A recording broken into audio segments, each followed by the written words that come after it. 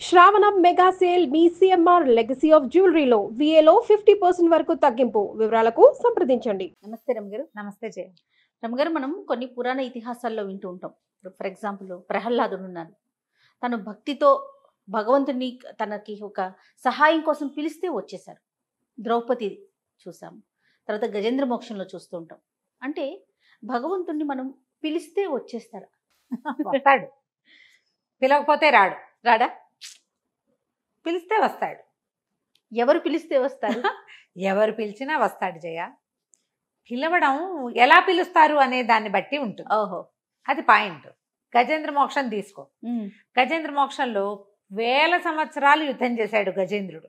మనకు తెలుసు కదా కథ ప్రకారం. అలా ఎలా ఉంటుందని అడక్కండి, అంతే. మనకు తెలీదు. పురాణంలో చెప్పారు. పోతన గారి భాగవతంలో గజేంద్ర మోక్షం పద్యాలు ఉంటాయి. లోకంబులు, లోకేశులు, లోకస్థులు తెగిన తుది ఎక్కడ ఆలోకమైన ఒక చీకటి లోకం వెనకాల ఒక పెద్ద చీకటి, దాని వెనకాల ఒక మహాద్భుత లోకం ఉంది. అక్కడెక్కడో ఉంటావు నువ్వు. నువ్వు వచ్చి నన్ను రక్షించు, నా వల్ల కాదు, ఇంకా ప్రాణములు ఠావులు తప్పే అంటాడు. నా ప్రాణం అయిపోయింది, మూర్ఛ వస్తోంది, నీవే తప్ప ఇతఃపరం వేరుగా మన్నింపవే, రావే వరద కావవే ఈశ్వర సంరక్షించు భద్రాత్మక. ఇంత పద్యం మొత్తం పద్యం చెప్పేసా చూడు. నేను నా వల్ల కాదు, ఇంకా నేనేం చేయలేను, నువ్వు వచ్చి నాకు సహాయం చేయాల్సిందే ఇంకా అని పిలిచాడు. అంతకుముందు 10,000 సంవత్సరాలు యుద్ధం చేశాడమ్మా. అవును. నీళ్ళల్లో ఉంటే మకరానికి బలం ఎక్కువ, ఏనుక్కి బయట బలం ఎక్కువ. నీళ్ళల్లో ఉన్నప్పుడు దాని బలం ప్రకారం అది లాగేస్తుంది. శక్తి కొలది పోరాడాడు.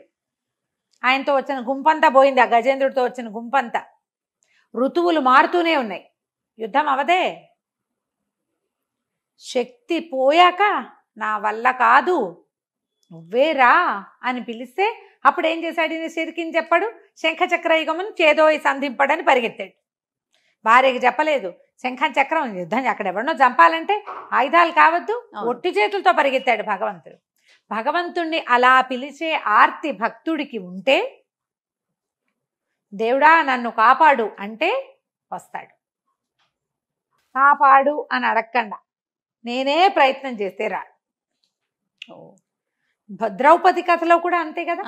ద్రౌపది కథ, ఆవిడ వస్త్రాపహరణం, ఆమెను రక్షించగలిగిన మహానుభావులు, మహాశక్తివంతులు, శౌర్య ప్రతాప సూర్యులు అయినటువంటి భర్తలు 5గురు కిరీటాలు తీసి పక్కన పెట్టిన ఆయుధాలు విసర్జించి కూర్చున్నారు. ఆమె మొదట భర్తల వైపే చూస్తుంది, వాళ్ళ వల్ల కాదు. అర్థమైంది ఆమెకి. అందుకని భగవంతుడిని పిలిచింది. అందుకొచ్చాడు. ఆమె అటు ఇటు పరిగెత్తి నా వస్త్రం లేదని ఒక గదో ఏదో పుచ్చుకుని చెంబు చేత విసిరేసి యుద్ధం చేస్తే యుద్ధం చేసుకుంటూ ఉండేది. పారిపోయేదేమో, లేదా దొరికిపోయేదేమో. సందర్భాల్లో ఆవిడ ఏం చేసింది? భగవంతుడా నువ్వే నాకు దిక్కు, అన్యథా శరణం నాస్తి త్వమేవ శరణం మమ అంది. అందుకని శరణము ఇచ్చాడు. ప్రహ్లాదుడి కథలో ఎన్నిసార్లు అతనిని రక్షించాడో భగవంతుడు. భగవంతుడు ఉన్నాడని నమ్మాడు కాబట్టి. ఇక్కడ ప్రధానం అది. ఎప్పుడు కూడా నమ్మాలి. ఆ నమ్మకం ముందు మనకేంటంటే అపనమ్మకం వస్తుంది ఒకటి. తర్వాత రాడేమో అని అనిపిస్తుంది, లేడేమో అనిపిస్తుంది, రాడేమో అనిపిస్తుంది. ఈ కాలంలో దేవుడు వస్తాడండి అంటాం, దేవుడు రాడు, ఆయన ప్రతినిధి ఎవడో ఒకడు వస్తాడు. ఆ కాలం కాబట్టి, అది సత్యయుగం, సత్యకాలం కాబట్టి శంఖచక్ర గదాధారిగా ఉన్నవాడిని చూడగలిగేవాళ్ళు. అవును, మామూలు కళ్ళతోటి. మనం ఎక్కడ చూస్తాం? ఎవరో సహాయం చేస్తారు. సహాయాన్ని బట్టి వీడు భగవంతుడు పంపించిన వాడు అని మనం తెలుసుకోవాలి. నా వల్ల కాదు అన్నప్పుడు ఏదో ఒక సహాయం లభిస్తుంది. మనమే ప్రయత్నం చేస్తుంటే రాడమ్మా దేవుడు, రాడు. దీని మీద ఒక చిన్న ఇంట్రెస్టింగ్గా ఉండే చందమామ కథ ఒకటి. ఒకసారిట పాలకడల్లో విష్ణుమూర్తి, లక్ష్మీదేవి ఆవిడని హాయిగా గులాసాగా పడుతున్నాడు. ఆవిడ కాళ్ళు ఒత్తుతుంది. చటుక్కును మాయమైపోయాట ఆయన. కంగారు పడింది, అయ్యో అయ్యో ఎక్కడికో వెళ్ళిపోయాడు, ఈయన ఏమైపోయాడో అని. ఉన్నట్టుండి మాయమైపోయాడని ఈవిడ కంగారు పడి బ్రహ్మకి శివుడికి కబురు చేసేసింది. వాళ్ళు వచ్చేసరికి ఈయన వచ్చేసాడు. వాళ్ళు అడిగారు, స్వామి ఎక్కడికి వెళ్ళావయ్యా, ఏం చేసి వచ్చావు, ఏమిటి అంటే, భూలోకంలో రామయోగి అని ఒక నా భక్తుడు, అతను మార్జాల కిషోర న్యాయంగా మహాభక్తుడు, నాకు నన్నే పట్టుకుని ఉంటాడు. అయితే ఏమైంది, అతను ఒక పక్క పొలంలో అతని ఆవు ఒకటి పక్క వాళ్ళ కామందు పొలంలో జ్వరపడేసరికల్లా ఆవును కొట్టాడు కామన్. రక్షించడానికి వెళ్ళిన రామయోగి కూడా దెబ్బలు పడ్డాయి. కొడుతుంటే అతను రాఘవ రామ నారాయణ వైకుంఠవాస బదరివాస అని పిలుస్తున్నాడు. అతన్ని రక్షిద్దామని పరిగెత్తాను. కానీ ఆ దెబ్బల బాధను తట్టుకోలేక అతను మార్జాల కిషోర్ న్యాయం నుంచి మర్కట కిషోర న్యాయానికి మారిపోయాడు. అతనే వెనక్కి తిరిగి ఆ కొట్టిన కామంది మీద పడిపోయాడు, తిరగబడ్డాడు. నాకు అక్కడ పని ఉంది, అందుకని నేను వెనక్కి వచ్చేసా అన్నాడు. అనేసరికల్లా సరే శివుడు బ్రహ్మదేవుడు సరేలే ఇలా అవుతూ ఉంటాయని వాళ్ళ దారిని వాళ్ళు వెళ్ళిపోయారు. లక్ష్మీదేవి నిదానంగా భర్తను అడిగింది, ఇందాక మీరు మీ భక్తుడి కోసం పరిగెత్తుకుంటూ వెళ్ళాను, మొదటేమో మార్జాల కిషోర్ న్యాయం అన్నారు, అదే అంతే, తర్వాత వాడు అతనే తను రక్షించుకున్నాడు, మర్కట కిషోర్ న్యాయంలోకి వచ్చేసాడని అన్నారు. ఈ రెండు న్యాయాలు ఏమిటి అని అడిగింది. న్యాయం అంటే ఏమిటి న్యాయం అంటే, మొదటిది మార్జాల కిషోర న్యాయం. మార్జాల కిషోర్ అంటే మార్జాలం అంటే పిల్లి, పిల్ల. ఆ పిల్ల బాడీ వదిలేసి ఉంటుంది. పిల్లి దాన్ని ఇట్లా మెడ దగ్గర పట్టుకుని, పిల్లి పళ్ళు కూరలు ఎంత పదునుగా ఉంటాయి, అదే ఇట్లా పట్టుకుని తీసుకుపోతుంది. పిల్లికి దాని మీద స్పృహ ఉండదు. ఆ పిల్లకి తల్లి మీదే నమ్మకం. దానికి భగవంతుడే నన్ను నడిపించేవాడని నమ్మాడు రామయోగి. దెబ్బలు పడుతుంటే రామ గోవింద నరహరి వార్తేవ పురందర అని పిలిచాడు నన్ను. నేను అక్కడ వాడిని మరి నా మీదే ఆశ పెట్టుకుని దెబ్బలు తింటున్నాడు, అందుకని వెళ్ళిపోయాను. నేను వచ్చి రక్షిస్తానని మార్జాల కిషోరం లాగా అమ్మే అంటుంది. అది దాన్ని కాపాడమని తల్లి పరిగెత్తుకుంటూ వచ్చి మెడపుచ్చుకుని తీసుకెళ్ళి 7 ఇళ్ళు తిప్పుతుంది. మీరు గమనించండి, పిల్లికి ఉన్న మెడ ఎంత బలచగా ఉంటుంది, దాని స్కిన్ ఎంత మృదువుగా ఉంటుందో. పిల్లి పళ్ళు కూరలు పహాపదులుగా ఉంటాయి. పళ్ళు దిక్కండా పిల్లని ఇట్ట పట్టుకెళ్తుందమ్మా, అది భలే పట్టుకుంటుంది. మార్జాల కిషోర న్యాయం అది.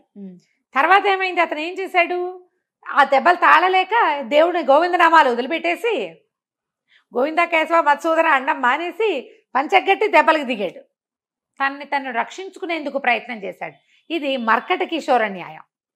మర్కటం అంటే మంకీ, కోతి ఎంత పరిగెడుతుందో ఎంత ఎగురుతుందో దాని పిల్ల ఇట్లా కావలిచ్చుకుని ఉంటుంది తల్లిని. గమనించండి, ఆ పిల్లకి తల్లి మీద నమ్మకం లేదు, తన చేతుల మీదే నమ్మకం. అదే పట్టుకుంటుంది. కోతి అన్ని చెట్లు ఎక్కుతుంది, అవి ఇవి పట్టుకుంటుంది. దాని పొట్టని కరుచుకుని ఉన్న పిల్ల అస్సలు వదిలిపెట్టదు. దాన్ని ఇట్లా పీకాలి బలవంతంగా, దాని నుంచి వదిలించుకోలేదు తల్లి అసలు. దానంతట అది వదలాలి తప్ప. అదే దాని చేతుల మీదే దానికి నమ్మకం ఉంది, తల్లిని నమ్మదు అది. ఇప్పుడు అందుకని వాడు ఏం చేశాడు, తన చేతుల్ని నమ్ముకున్నాడు, ఇక నన్ను వదిలిపెట్టేశాడు. దానికి లెక్కే లేదు. ఇతను కూడా అంతే, నన్ను లెక్క పెట్టక తన పంతం చేసుకున్నాడు. ఆయన రక్షించుకునేటప్పుడు నేనెందుకు రక్షించటం, భగవంతుడు ఎందుకు వస్తాడు, ఇక రాడు. ఈ 2 న్యాయాలు భగవంతుడికి భక్తుడికి అనుసంధానం చేసేవి. గురువుని కూడా అంతే, గురువుని నమ్మాలి. మార్జాల కిషోర్ న్యాయంలాగా గురువు ఏది చెప్తే అది చెయ్యి, దూకేయమంటే దూకే, వాడిని కొట్టంటే కొట్టు, ఏం చేయమంటే అది చెయ్యి. అప్పుడు గురువు నీకు మోక్షాన్ని ఇస్తాడు, ముక్తి మార్గాన్ని చూపిస్తాడు అని చెప్తారు. అలా కాకుండా నీ పంథాలో నువ్వు గురువుని పట్టుకున్నావు అనుకో, నువ్వే గురువే. నువ్వు ఎప్పటికీ గురు మార్గదర్శన గురువు ఆ మార్గదర్శనంలో ఉండవు. నువ్వు నీ దారిని నువ్వు ఉంటావు. భగవంతుడు కూడా అంతే. బాగా చెప్పారు కదా. మనం దేవుణ్ణి అలా నమ్మాలి. ఒకవేళ ఏదైనా ఒక పరిస్థితికి అవలేదనుకో, నాకు ఇదే మంచిదేమో నన్ను నమ్మాలి. దేవుణ్ణి తిట్టకూడదు. ఏదో ఒక విపత్కర పరిస్థితి వచ్చింది, దేవుడా దేవుడా దేవుడా దేవుడా దేవుడా దేవుడా అన్నాం, ఏం అవ్వలేదు. అవతల వాళ్ళు వచ్చి మన చెంపకాయ కొట్టారు ఒకటి, మన పనంతా పాడైంది. రేపటికి ఇదే మంచిదేమో అని నమ్ము. దేవుడు రాలేదంటే ఏదో కారణం చేతే రాలా, నాకు ఇదే మంచిది, ఈ పరిస్థితే నాకు కరెక్ట్ అని నమ్మితే కుదురుతుంది. ఇలా ఆలోచిస్తే అసలు భగవంతుడికి భక్తుడికి వేరే అనుసంధానం అక్కర్లే, ఇదే అనుసంధానం. చాలా బాగుంది. నమస్తే. నమస్తే చే.